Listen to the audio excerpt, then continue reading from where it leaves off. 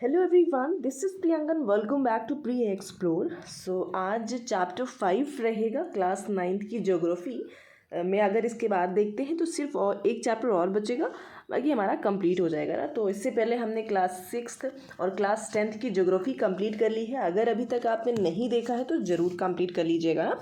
और क्लास की पीडीएफ्स आपको कुछ इस तरह से प्रोवाइड कराई जाती हैं हाईलाइट करके। आप चाहें तो अपनी नोट्स बना सकते हैं, अदरवाइज़ आप इन्हीं पीडीएफ से दोबारा भी रिवाइज कर पाएंगे। ठीक है, आप सीटेट की प्रिपरेशन कर रहे हो या फिर किसी भी अदर एग्ज़ाम जहाँ पे आपका एक तरह से जीएस पूछा जाता है, तो आप इस एनसीईआरटी को पढ़ सकते हो यहाँ से ना। सो चलिए शुरू करते हैं। चैप्टर 5 रहेगा प्राकृतिक वनस्पति तथा वन्य प्राणी। सो यहाँ पे अगर हम देखते हैं तो लगभग 47,000 विभिन्न प्रकार की जो पौधों की जातियाँ हैं हमारे देश में देखने को मिलता है। और अगर हम कंपेयर करें पूरे वर्ल्ड से इंडिया को, तो ये 10वें स्थान पे लाई कर रहा है। और अगर सिर्फ और सिर्फ एशिया कॉन्टिनेंट में देखते हैं ना, तो चौथे स्थान पे आ जाता है हमारा भारत। ठीक है, और भारत में लगभग 15,000 सिर्फ और सिर्फ अगर हम देखते हैं इन 47,000 में तो 15,000 सिर्फ और सिर्फ फूलों के ही पौधे हमें मिल जाते हैं। ठीक है, जो कि अगर हम पूरे विश्व से कंपेयर करें तो 6% आपका मान के चल सकते हैं। और कुछ ऐसे भी पौधे होते हैं जो कि बिना फूल के होते हैं, लाइक बिना फूल वाले ऐसे प्लांट्स आपने देखे होंगे। ठीक है, और जिनमें आपका फॉर्न आ जाता है शैवाल, यानी कि एल्गी और फंगी, ये सारे ही आपके इसी कैटेगरी में आ जाते हैं। अब कुछ ऐसे भी पौधे होते हैं जिन्हें अछत वनस्पति कहते हैं ना। अछत वनस्पति यानी कि जो इंसानों के प्रभाव से एक तरह से दूर होते हैं, ना तो उनके द्वारा लगाया जाता है ना ही उनकी देखभाल करी जाती है। वो अपने आप प्रकृति में उगाते हैं, जिन्हें हम जंगल भी कह सकते हैं एक तरह से। ठीक है, तो उसे हम अछत वनस्पति कहेंगे। अब देशज और विदेशज, ये आप समझ रहे हो, ऐसी प्रजाति पौधों की जो हमारे अपने देश की है तो उसे देशज कह देते हैं। जो हम बाहर से ला करके उसको यहाँ पे उगाया जाता है तो उसे विदेशज कह दिया जाता है। अब प्रकार पे डायरेक्टली आ जाते हैं, ये आपको बस एक बारी देख लेना है, अदरवाइज हम डायरेक्टली आते हैं टाइप पे ना। कितने प्रकार के हैं, तो ये कुछ 5 प्रकार की वनस्पतियां हमें देखने को मिलती हैं भारत में स्पेशली, और इन्हें 1 to 1 हम डिस्कस करेंगे ना। सो देखते हैं, पहला है क्या है, उष्ण कटिबंधीय वर्षा वन या सदाबहार वन कह सकते हैं। वर्षा वन यानी कि ऐसी जगह जहाँ पे बारिश का जो परसेंटेज है सबसे ज़्यादा है। सो पश्चिमी घाट, इंडिया मैप में आप देखोगे तो पश्चिमी घाट आपको, ये वाला जो होता है आपका पश्चिमी घाट कहलाता है।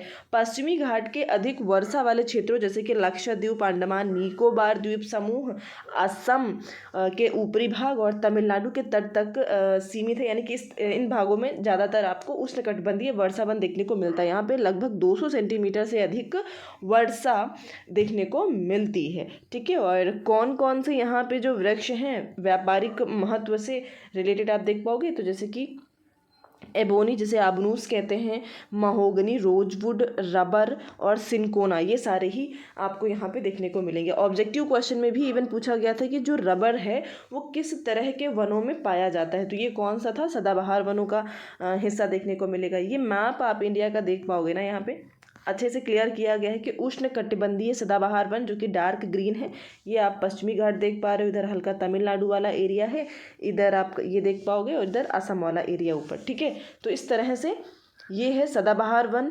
और पर्णपाती वन का सबसे ज़्यादा एरिया आपको पर्णपाती वन का ही नज़र आ रहा है ना, हल्का ग्रीन, ये बीच वाला एरिया जितना भी है ये सारा पर्णपाती का है। पर्वतीय वन, तो ये आपको हिमालय वाला एरिया नज़र आ जाएगा, ये जो डिफरेंट कलर का ग्रीन आप देख पा रहे हो। ठीक है, तो ये आपका हो जाएगा पर्वतीय वन। मैंग्रोव वन जो कि एक तरह से डेल्टा रीजन में पाया जाता है ना, इसका एरिया बहुत कम है। ये यहाँ पे सुंदरबन का डेल्टा जिसे कहते हैं, जो कि विश्व का सबसे बड़ा डेल्टा है ना, यहाँ पे इस तरह के वन पाए जाएंगे, और यहाँ पर भी। और उष्ण कटिबंधीय, तो ये आप इधर देख पाओगे और इस तरफ देख पाओगे। तो मैप में तो आपने ओवरऑल देख लिया, अभी हम चीज़ों को पढ़ भी लेते हैं ना। सदाबहार वन हमने जैसे कि देख लिया था, अब यहाँ पे कौन कौन से जानवर पाए जाते हैं। सो एक सींग वाला जो गेंडा है काफ़ी फेमस है। यहाँ से क्वेश्चन बन जाता है ना कि एक सींग वाले गेंडा जो है वो कहाँ पे पाए जाते हैं, तो असम में पाए जाते हैं और पश्चिम बंगाल। ठीक है, कि जो भी दलदली वाला एरिया होता है, बिकॉज यहाँ पे रिवर्स जो है इनका एंड पॉइंट है, तो इसी वजह से यहाँ पर डेल्टा बनता है और साथ में दलदली भूमि भी देखने को मिलती है। तो एक सींग वाला गेंडा जो है यहीं पर देखने को मिलेगा आपको। ये सदाबहार वन आपको दिखाया गया है किस तरह से, उनका क्या हाइट रहेगा, कितना किस तरह से दिखेगा आपको। इस पिक्चर में आप समझ सकते हो। नेक्स्ट है पर्णपाती वनों की बात करते हैं तो भारत में सबसे बड़ा क्षेत्र इन्हीं का है ना, जैसे कि हमने ऊपर मैप में भी देखा, मतलब सबसे ज़्यादा एरिया में यही फैले हुए हैं पूरे भारत में। 70 सेंटीमीटर से 200 सेंटीमीटर तक वर्षा की ज़रूरत यहाँ पे होती है। और इस प्रकार के वनों में वृक्ष शुष्क ग्रीष्म ऋतु में 6 से 8 सप्ताह के लिए अपनी जो पत्तियाँ हैं एकदम गिरा देते हैं ना। आपने इस चीज़ को नोटिस भी किया होगा ना, बहुत से ऐसे पौधे होते हैं जिसमें एक भी पत्ती आपको नज़र नहीं आएगी, ठीक है। और फिर नई नई पत्तियाँ निकलना शुरू हो जाती हैं। लगभग 100 से 200 सेंटीमीटर की वर्षा जो है यहाँ पे देखने को मिलेगी। कौन कौन सी जगह हैं तो झारखंड, पश्चिमी उड़ीसा, छत्तीसगढ़, पश्चिमी घाटों के पूर्वी ढालों में ये पाए जाते हैं। और कौन कौन से पौधे हैं तो सागौन हो गया, बांस, साल, शीशम और चंदन, कुसुम, अर्जुन, है ना, एक तरह से शहतूत के वृक्ष, ये सारे ही आपको यहाँ पे देखने को मिलते हैं, ठीक है।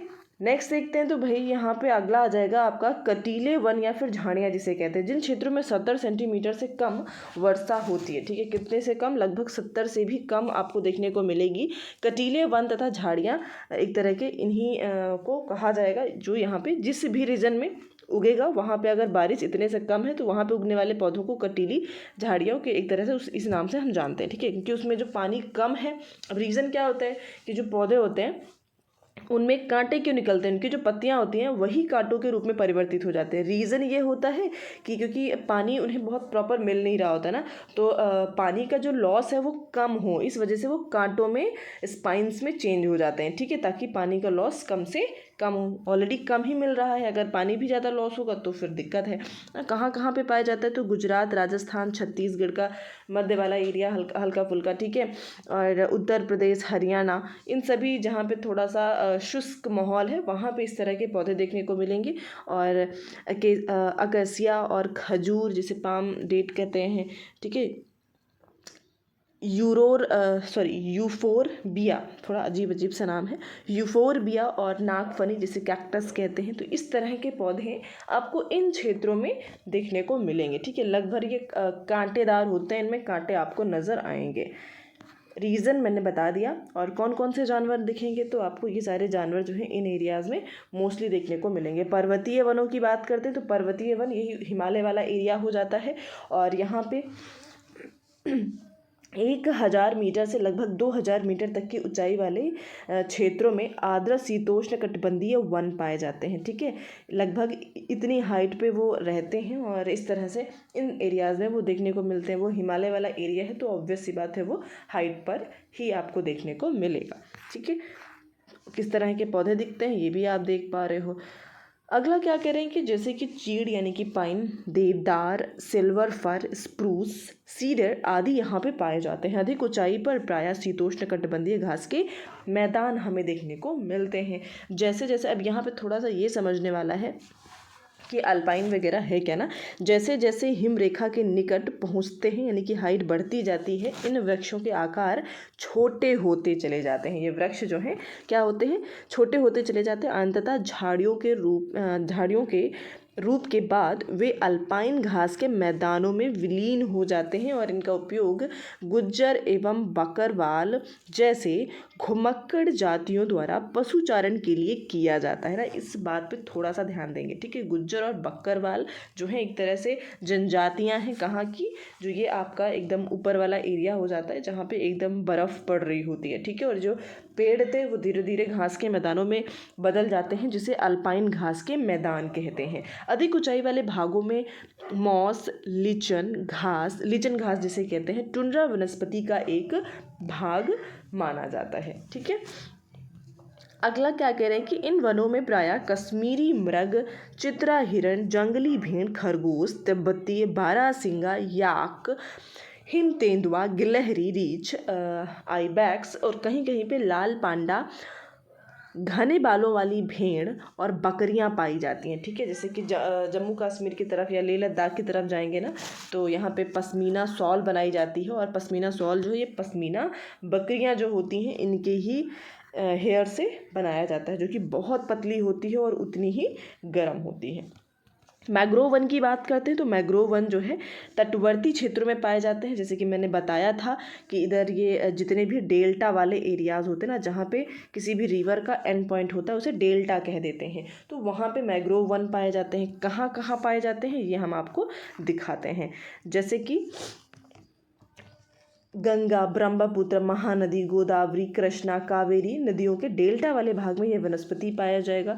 ठीक है, और गंगा ब्रह्मपुत्र का जो डेल्टा है ये विश्व का सबसे बड़ा डेल्टा माना जाता है, जिसे सुंदरवन डेल्टा कहते हैं, क्योंकि यहाँ पे जो वृक्ष पाए जाते हैं उन्हें सुंदरी वृक्ष कहा जाता है, जिसका नाम सुंदरवन डेल्टा रख दिया गया था। और यहाँ पे वृक्ष मोस्टली आपको नारियल हो गया, ताड़, क्योड़ा, एंगार के वृक्ष भी इन भागों में आपको देखने को मिलेंगे। और पश्चिम बंगाल में रॉयल बंगाल टाइगर जो है आपको पश्चिम बंगाल में ही देखने को मिलेगा। ठीक है, कछुए, मगरमच्छ, घड़ियाल जो कि पानी के अंदर रहते हैं, तो इस तरह के जानवर आपको मिलेंगे, है ना। और नेक्स्ट देखते हैं तो भाई इसके बाद जो वन्य प्राणी की अगर हम बात करें, सो यहाँ पे कुछ फैक्ट दिए गए हैं, इनके बारे में हम देखते हैं कि औषधीय पादप कौन कौन से हैं। वन्य प्राणी से रिलेटेड कुछ फैक्ट हैं, इसको समझ लेते हैं। जैसे कि कुछ स्तनधारी जानवर हैं, ठीक है, जो मैमल्स हैं, जैसे कि हाथी सबसे अधिक महत्वपूर्ण है और ये असम, कर्नाटक, केरल के उष्ण तथा आर्द्र वनों में पाए जाते हैं। और एक सींग वाले गेंडा, जैसे कि मैंने बताया था कि असम और पश्चिम बंगाल के एरिया में पाया जाता है, पश्चिम बंगाल और असम में पाए जाते हैं। कच्छ के रन और तथा थार मरुस्थल में क्रमशः जंगली गधे और ऊंट मिलते हैं। ठीक है, अब ये फैक्ट इंपॉर्टेंट है कि भारत जीव सुरक्षा अधिनियम 1972 में बनाया गया था, यानी कि 1972 में जो भी जीव जंतु हमारे जंगलों में पाए जाते हैं उनकी सुरक्षा के लिए ये अधिनियम 1972 में बनाया गया था ना। कुछ औषधीय पादप है जिनका उपयोग एज अ मेडिसिन किया जा सकता है, जिसकी सर्पगंधा है ना, यह रक्तचाप के निदान के लिए प्रयोग होता है, केवल भारत में ही पाया जाता है ना। जामुन की बात करेंगे तो पके हुए फल से सिरका बनाया जाता है, जो कि वायु सारी और मूत्रवर्धक है, और इसमें पाचन शक्ति के भी गुण पाए जाते हैं। एक तरह से बीज का बनाया हुआ पाउडर मधुमेह यानी कि डायबिटीज़ रोग में भी सहायक होता है। अर्जुन क्या है तो ताजे पत्तों का निकला हुआ रस कान के दर्द के इलाज में सहायता करता है, या रक्तचाप की नियमितता के लिए भी लाभदायक होता है। बबूल की बात करेंगे तो इसके पत्ते आँख की फुंसी के लिए लाभदायक होते हैं। ठीक है, नीम क्या होता है तो जैव और जीवाणु रोधक होता है, यानी कि एक तरह से एंटीबायोटिक का काम करता है नीम। ठीक है, तुलसी क्या है, जुकाम खांसी की दवा में इसका उपयोग किया जाता है। कचनार की बात करेंगे तो फोड़ा हो, है ना, एक किसी भी तरीके का दमा रोगों के लिए प्रयोग किया जाता है इसका, तो काफ़ी इम्पॉर्टेंट है ना। इन सभी का यूज़ पता होना चाहिए कि कौन कौन से पौधे हैं जो एज आ मेडिसिन के लिए इस्तेमाल किया जाता है ना, ये आपको पता होना चाहिए। आगे देखते हैं तो भारतीय शेरों का, जैसे कि ओवरऑल अगर हम देखें प्राकृतिक वास स्थल गुजरात के जो गिर एक तरह से विहार पाया जाता है। ठीक है, वहाँ पे आपको देखने को मिलेगा। और बाघ जो है मध्य प्रदेश, झारखंड के वनों में, पश्चिम बंगाल के सुंदरवन डेल्टा में, जैसे कि हमने भी रॉयल टाइगर देखा था ना वहाँ पे ऊपर तो पड़ा था, वो हो गएगा। और हिमालयी क्षेत्र में पाए जाते हैं। स्पेशली जो शेर हैं वो गुजरात के गिर में और मध्य प्रदेश में आपको पाए जाएंगे, झारखंड में, पश्चिम बंगाल में, इन सभी क्षेत्रों में आपको स्पेशली देखने को मिलते हैं। और जो तेंदुआ होते हैं, लेपर्ड जिन्हें कहते हैं, वो बिल्ली की तरह दिखने वाले, या फिर कह सकते हैं कि बिल्ली की ही जाति के सदस्य होते हैं। वो हल्का मतलब ज़्यादा बड़े होते हैं, लगभग आपको टाइगर की ही तरह नज़र वो आते हैं। नेक्स्ट है लद्दाख की बर्फीली ऊंचाइयों में याक पाए जाते हैं। जैसे मैंने पश्मीना शॉल बताया था ना, जो कि पश्मीना गोट से बनाया जाता है। ठीक है, जो गोट है वहाँ पे स्पेशल पाई जाती है, उसके बालों से वो शॉल बनाते हैं और उसको बुनने में इस्तेमाल किया जाता है। उस याक, उसके जो बाल होते हैं वो थोड़ा हार्ड होते हैं, तो उसको धागे की तरह इस्तेमाल किया जाता है। ठीक है, तिब्बती बारहसिंगा, भारल जिसे नीली भेड़ कहते हैं, जंगली भेड़, कियांग जो कि तिब्बती जंगली गधे हैं, ये सब आपको यहीं पे देखने को मिलेंगे। और एशियाई शेर केवल गुजरात के गिर जंगलों में ही पाए जाते हैं ना। ये शेर आप देख पा रहे हो, ये एशियाई शेर हैं जो कि गुजरात के गिर में पाए जाते हैं। ये फैक्ट आपको पता होने चाहिए। अगला है कि भाई यहाँ पे अपने देश की पादप और जीव संपत्ति की सुरक्षा के लिए सरकार ने कई कदम उठाए थे। जैसे कि 18 जीव मंडल आरक्षित क्षेत्र निश्चित किए थे, जिनमें से इनमें से 12 जो है, जैसे कि सुंदरवन, नंदा देवी, मन्नार की खाड़ी, नीलगिरी, नोकरेक, ग्रेट निकोबार, सिमलीपाल, पंचमढ़ी, अचनक कमर हो गया, अमरकंटक, अगस्त्य मलाई, कंचनजंगा, पन्ना की गणना विश्व के जीव मंडल निचय में की गई है ना। तो ओवरऑल ये क्या है, 18 आरक्षित क्षेत्र बनाए गए थे। अब इनको डिटेल में भी जान लेंगे। ये आपके यहाँ पे वन्य प्राणी निचय यानी कि जितने भी आपके बनाए गए हैं 18, वो आपको इस मैप में शो भी किए गए हैं, आप देख सकते हो। इसके बाद और ये पॉइंट्स आप देख पा रहे हो ना, किस तरह से टाइम टू टाइम चीज़ें रूल्स रेगुलेशंस बनाए गए थे, ताकि ये वाला पॉइंट इंपॉर्टेंट हो जाता है ना, ताकि जो जीव जंतु हमारे जंगलों में निवास करते हैं उनको कोई बाहरी आकर के नुकसान ना पहुंचा सके ना। जैसे कि 106 नेशनल पार्क बनाए गए थे और इनके अंदर जो भी जानवर होगा ना उनको कोई नुकसान नहीं पहुंचा सकता है, ठीक है, बाहर से आकर के। 573 वन्य प्राणी अभ्यारण्य बनाए गए थे ना, और ये 18 जैव मंडल आरक्षित क्षेत्र सभी के नाम दिए गए हैं, तो आप देख सकते हो। तो इस तरह से ये चैप्टर हमारा जो है ना यहीं पे कंप्लीट होता है। आप चाहें तो एक्सरसाइज सॉल्व कर सकते हैं खुद से, ठीक है। आप तो चैप्टर और क्लास की पीडीएफ्स आपको टेलीग्राम पे मिलेंगी। सो आज के लिए इतना ही रखते हैं, मिलते हैं नेक्स्ट सेशन में। Thank you so much everyone.